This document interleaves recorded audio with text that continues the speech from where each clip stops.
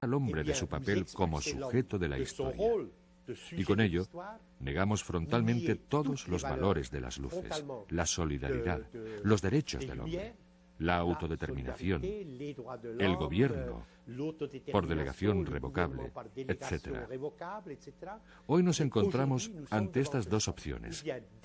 O bien escogemos la defensa de esos valores, de las luces, a través del restablecimiento de la fuerza del Estado Nacional y de una normativa internacional, o bien nos sometemos a los amos del mundo y a sus leyes presuntamente naturales de los beneficios. Si la segunda opción es la que se impone finalmente, entonces la jungla se instalará en Europa. Nos sumiremos en la oscuridad y la civilización tal y como la conocemos, por lo menos en Europa, la civilización democrática que proviene de las luces, desaparecerá. Ahora las torturas se llaman apremios ilegales, la traición se llama realismo, el oportunismo se llama pragmatismo, el imperialismo se llama globalización y a las víctimas del imperialismo se los llama países en vías de desarrollo, confundiendo a los niños con los enanos. Y al sistema que en mi infancia y en mi juventud llamábamos capitalismo, se le llama hoy economía de mercado. El diccionario también ha sido asesinado por la organización criminal del mundo. Ya las palabras no dicen lo que dicen o no saben lo que dicen.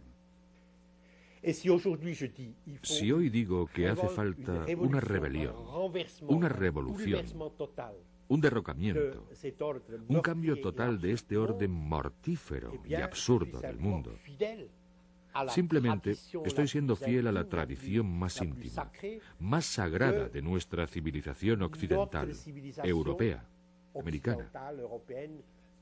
Me parece que hoy en día nuestro deber primordial es reconquistar la mentalidad simbólica y decir que el orden del mundo, tal y como está, es criminal, porque es contrario totalmente a todas las exigencias del hombre y a los textos fundacionales de nuestras civilizaciones occidentales.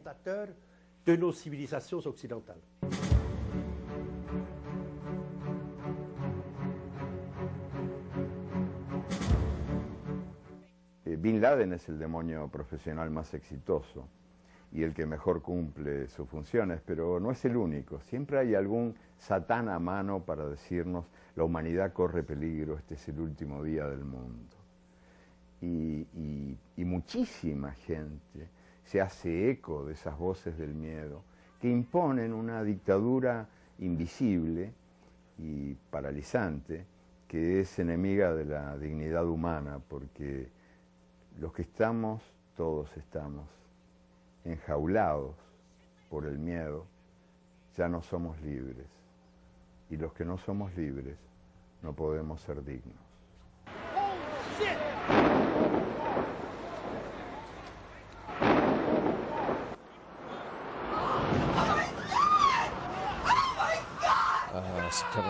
El 11 de septiembre de 2001 fue algo aterrador.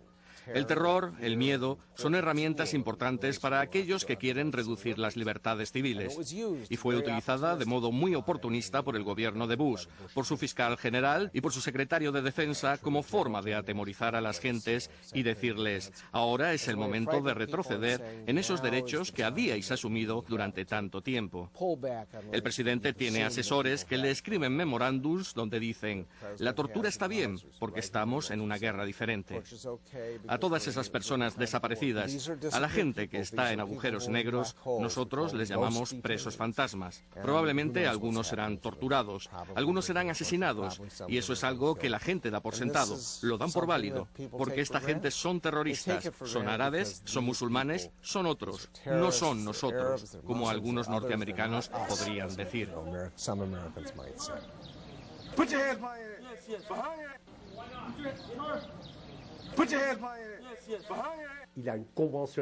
Hay una convención internacional contra la tortura. Existen mecanismos de control de la tortura. Hay un artículo en la Declaración de Derechos del Hombre que los 191 miembros de las Naciones Unidas han firmado, que prohíbe radicalmente la tortura. Y sin embargo, la mayor potencia económica y militar del planeta practica abiertamente la tortura, incluso hasta causar la muerte, en los territorios de Afganistán, en Guantánamo, en Abu Ghraib, en Irak. Hay aviones que cruzan los cielos de los países de la Unión Europea para trasladar de un sótano de torturas a otro a presos sin inculpar, de los que no se sabe nada, de los que no se conoce ni el nombre, que han sido detenidos por comandos enviados por el señor Bush, que actúan fuera de toda legalidad internacional. Hay, por lo tanto, una destrucción, no solo un retroceso, de partes enteras, de capítulos completos de los derechos humanos.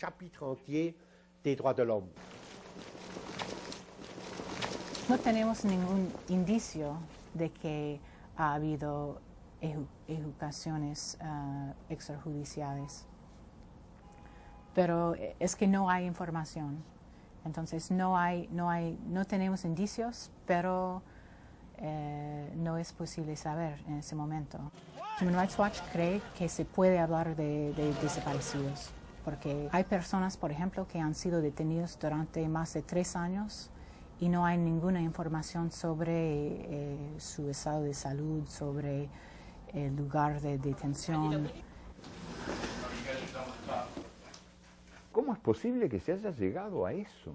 Bueno, pues porque eso es imprescindible para que todas las personitas que integramos esta cosa que, en fin, que llamamos humanidad, aprendamos de una buena vez que nos puede ocurrir a nosotros también, que a cualquiera le puede ocurrir.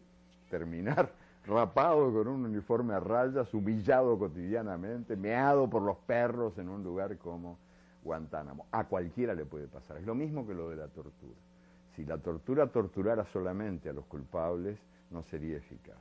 Si estuvieran en Guantánamo presos nada más que los culpables de actos terroristas, Guantánamo no serviría para nada. Sirven estos ejemplos, estos símbolos del poder, funcionan porque emiten miedo. Y emiten miedo en la medida en que le puede tocar a cualquiera. Es un asunto del azar. These are the ones from yesterday. These are the dead. These are the wounded that they never picked up.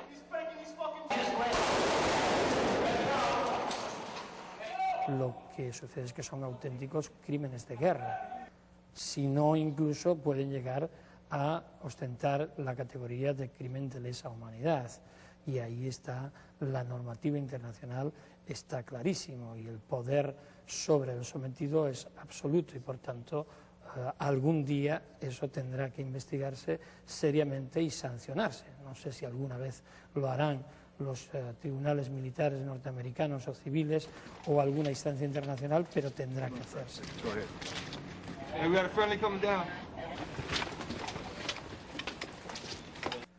Hacía mucho tiempo que la tortura se practicaba, pero no se predicaba. O sea, no se decía. Pero ahora se proclama a los 4 vientos que la tortura es una maravilla.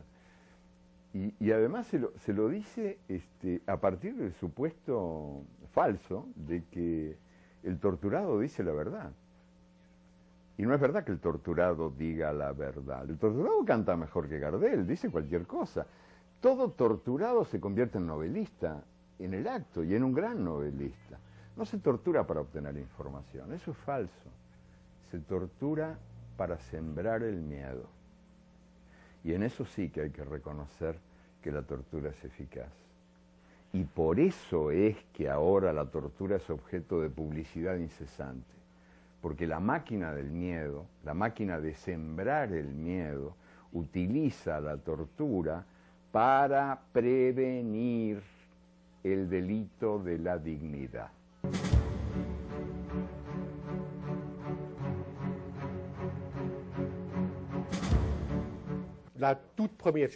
Lo primero que cada uno de nosotros debe de hacer es mirar la situación de frente. y no considerar como normal y natural la destrucción, por ejemplo, de 36 millones de personas el año pasado por culpa del hambre y de la desnutrición.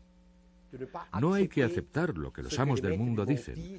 Son las leyes naturales de la economía, no podemos hacer nada al respecto. Es normal morir de hambre en Etiopía porque hay sequía, porque la gente no sabe trabajar, porque si hubiese un solo muerto de hambre en París, habría una revuelta. Tenemos que rechazar como algo normal la destrucción de nuestros semejantes por este sistema criminal y mortífero del mundo. De ningún modo debemos permitir que nos intimiden los grandes organismos de comunicación, ni las fábricas de las teorías neoliberales de las grandes corporaciones. Porque todas las corporaciones se ocupan primero de controlar las conciencias, de controlar como pueden a la prensa y el debate público, y tratan de ocupar el debate público para vaciar los cerebros. No es un fenómeno nuevo, pero ahora se da con particular intensidad esta perversa herencia colonial que nos convence de que la realidad es intocable. El miedo al cambio. No se puede. La intención es buena, pero no se puede. Hay que ser realista. Hoy por hoy, cuando los ministros de Economía son los que de veras gobiernan a nuestros países, pero esos ministros de Economía están a su vez gobernados por el gobierno que los gobierna, que es el de los grandes organismos financieros internacionales, o presuntamente internacionales, imperiales, para decirlo con palabras más claras. Hoy por hoy rige esta suerte de ideología de la impotencia nacida del miedo. No se puede.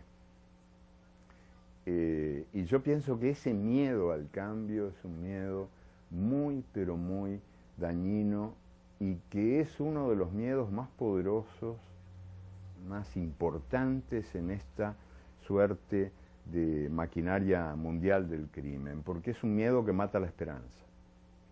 O sea, opera contra la voluntad democrática del cambio. Queda una esperanza que considero muy real y fuerte, y es la nueva sociedad civil planetaria. Carlos Marx dijo que el revolucionario tiene que ser capaz de oír a la hierba crecer.